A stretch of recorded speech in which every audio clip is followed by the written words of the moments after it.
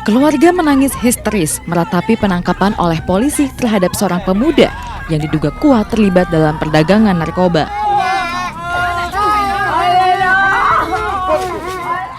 Pemuda berinisial R ini dibekuk tim Heina dari Satgas Narkoba Polresta Padang di pinggir Jalan Raya Parakarakah, Kecamatan Padang Timur, Kota Padang. Jerit tangis keluarga tak digubris polisi. Pemuda ini digiring ke Mapolresta Padang untuk pengembangan kasus. Dan penangkapan pengedar narkoba ini dilakukan setelah polisi menyamar sebagai pembeli. Di tempat tersebut sering dijadikan transaksi. Kita langsung melakukan penyelidikan dan langsung melakukan penangkapan pada saat mau transaksi.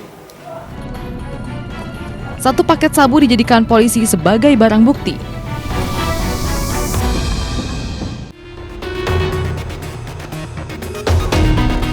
Kamera pengawas di rumah salah seorang warga di Simpang Pili, Nagari Pasia, Kabupaten Agam, Sumatera Barat merekam detik-detik upaya penggagalan pencurian. Seorang wanita yang terlihat membawa kantung belanja dari sebuah toko kelontong tiba-tiba dikejar pemilik toko. Perempuan berambut panjang ini merupakan pencuri yang berusaha membawa kabur dompet pemilik warung berisi uang 8 juta rupiah. Meski berkali-kali berusaha kabur, korban berhasil menggagalkan upaya pencurian seorang diri. Berkat usahanya, korban berhasil mengambil kembali dompet berisi uang 8 juta rupiah yang disembunyikan pelaku di kantong belanja. Sementara pelaku kabur dengan sepeda motornya ke arah Bukit Tinggi. Awak sedang ambil lawyer tu, langsung dompet diambil sekali nampak gitu kan. Lari, kondanya, sempat lari ke dalam. Mencari dompet, tak ada dompet. Kajarnya, iri anda tu, sampai jatuh 2 kali kan. Dompet ko, kan dalam masuanya yang terakhir, digantung dia di muka kan. Jadi wak jatuh tu, jadinya boleh guling-guling kan. Malanti yang masuai ko dari ondanya. Akibat kejadian ini, korban mengalami luka di kedua kakinya. Sementara ciri-ciri pelaku terlihat jelas di CCTV berambut panjang kecoklatan dengan tinggi sekitar 160 cm.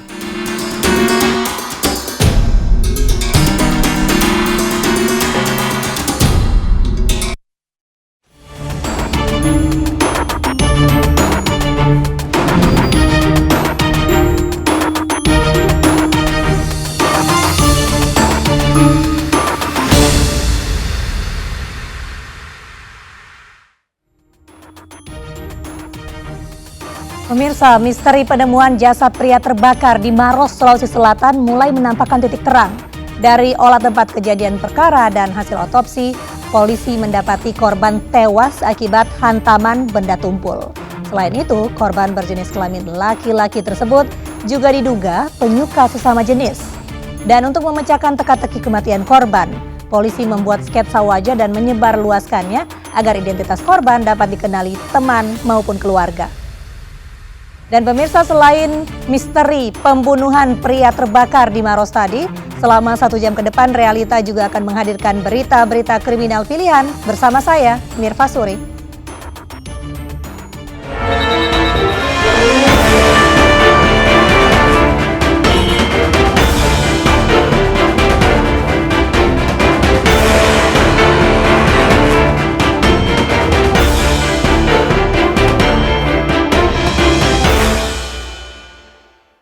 Pemirsa, seorang pria yang diperkirakan berusia 16 hingga 20 tahun ditemukan terbakar di pinggir jalan Kabupaten Maros, Sulawesi Selatan. Setelah menjalani proses identifikasi, polisi membuat sketsa wajah korban dan mengetahui penyebab kematiannya. Diduga korban tewas akibat penganiayaan berat dan pengidap penyimpangan seksual. Dan bisa dikonfirmasi ke kami, tolong hubungi. Tim Reskrim Polres Maros, Sulawesi Selatan membuat dan menyebarluaskan sketsa wajah korban pembunuhan yang mayatnya dibakar di Jalan Poros, Kecamatan Malawa. Diduga korban berusia antara 16 hingga 20 tahun dan pada gigi depan atas berlubang. Korban juga memiliki tinggi 168 cm. Sementara itu dari hasil otopsi, diduga korban tewas setelah mengalami penganiayaan berat sebelum dibakar. Tim forensik juga menemukan fakta jika korban memiliki penyimpangan perilaku seksual atau penyuka sesama jenis. Anus korban ada semacam luka robek yang bukan luka robek ya, ada pelebaran pelebaran di belakangnya itu, kemudian diduga kuat memiliki ada riwayat penyakit fistel, penyakit yang biasanya diidap sama orang-orang yang mempunyai kelainan seks suka sesama jenis sesama laki-laki. Jumat 11 Juni, warga desa Padelo, Kecamatan Malawa, Kabupaten Maros, Sulawesi Selatan, dikejutkan dengan penemuan mayat pria yang hangus terbakar di pinggir jalan poros. Saat ditemukan, mayat dalam kondisi tangan terikat dan mulut dilakban. Pada tubuh korban ditemukan sejumlah luka, termasuk pada bagian kepala yang diduga mengalami hantaman benda tumpul. Saja sekedar asap saja saya lihat di situ pinggir jalan, karena bilang saya kira cuma sampah kebakaran. Ternyata mayat di situ. Mayat dia. Ya. Memang itu lokasi sampah ya memang? Ya bukan. Tapi saya kira biasanya kalau ada begitu biasa sampah bakar orang. Dari penelusuran anjing pelacak di lokasi kejadian, diduga korban dibawa dari arah Bone menuju Maros dan kembali lagi ke wilayah Bone, di mana perbatasan antara dua kabupaten tersebut menjadi tempat kejadian pembakaran mayat korban.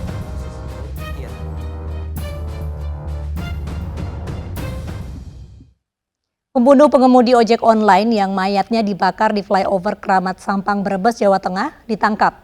Pelaku membakar mayat korban untuk menghilangkan jejak.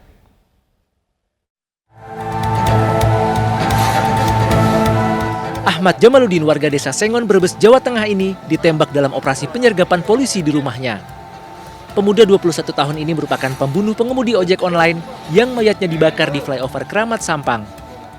Sebelum membunuh korban, tersangka meminta Slamet Ariswanto untuk mengantarkannya pulang. Namun sesampainya di perempatan Pacific Mall Tegal, pelaku memukul dan menganiaya korban hingga tewas. Untuk menghilangkan jejak, tersangka menutupi jasad korban dengan jerami lalu dibakar. Kepada polisi, pelaku mengaku berniat merampas motor korban. Kenapa sampai harus membunuh, kan mau menguasai motor apa gimana? Iya. Buat apa katanya? Itu pakai sendiri. Pakai sendiri. Kamu kerjanya sebagai apa di Jakarta? Pecel lele. Ikut siapa? Orang lain. Hasil penyelidikan atau hasil penyidikan dari penyidik saat ini itu memang sudah direncanakan. Tapi tentunya nanti kita kembangkan lagi ya, karena tadi penangkapan mulai 14.00 tadi kita masukkan ke kantor sekitar pukul 17.00. Jadi kita belum begitu mendalami hasil penyidikan ya. Ancaman hukumannya yaitu pasal 365 ayat 3 atau 338 KUHP dengan ancaman hukuman 15 tahun penjara. Rabu 9 Juni, jasad Slamet Ariswanto ditemukan terbakar di flyover Keramat Sampang. Selain masih mengenakan pakaian lengkap, di dekat korban juga mendapati helm berlogo ojek online serta korek api. Korban kemudian dibawa ke Rumah Sakit Umum Daerah Brebes untuk diotopsi.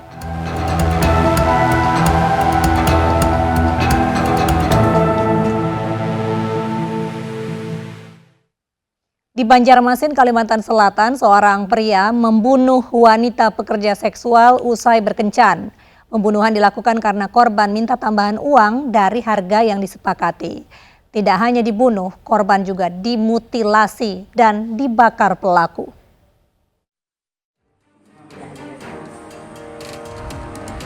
Heri Purwanto ditangkap karena diduga memutilasi kepala korban seorang wanita berinisial R di Banjarmasin, Kalimantan Selatan.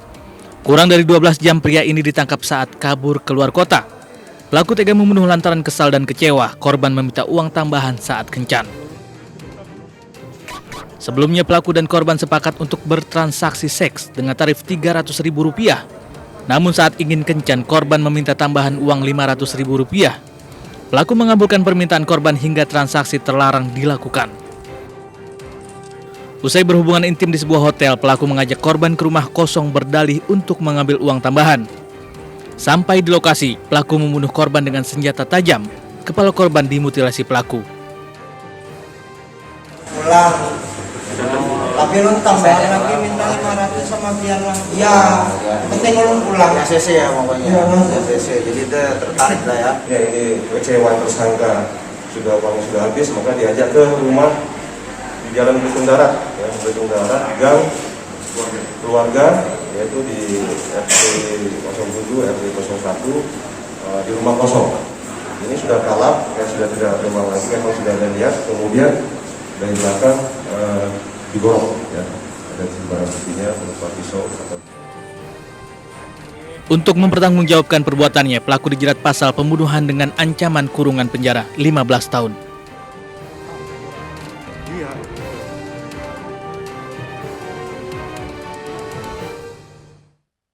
Seorang janda parubaya ditemukan tewas dengan kondisi nyaris tanpa busana di area pemakaman umum Suak Simpur, Palembang, Sumatera Selatan. Selain dibunuh, diduga korban mengalami kekerasan seksual.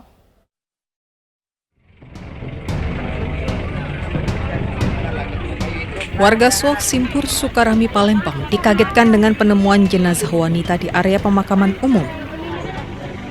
Selain penuh luka di bagian kepala, bagian bawah korban juga dalam kondisi terbuka. Korban bernama Nur Aini diketahui sudah 5 bulan tinggal di gubuk area pemakaman dan berjualan bunga ziarah.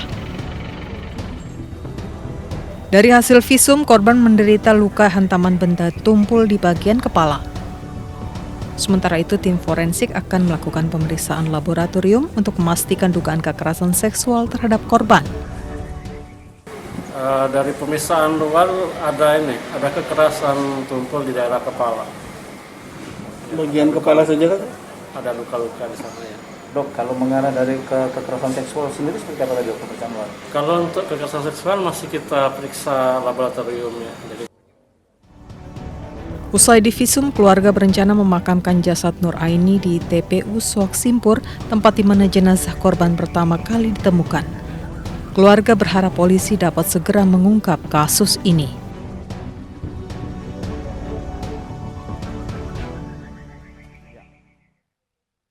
Pemirsa, seorang pemuda mencoba memperkosa seorang wanita di teras masjid. Selengkapnya sesaat lagi.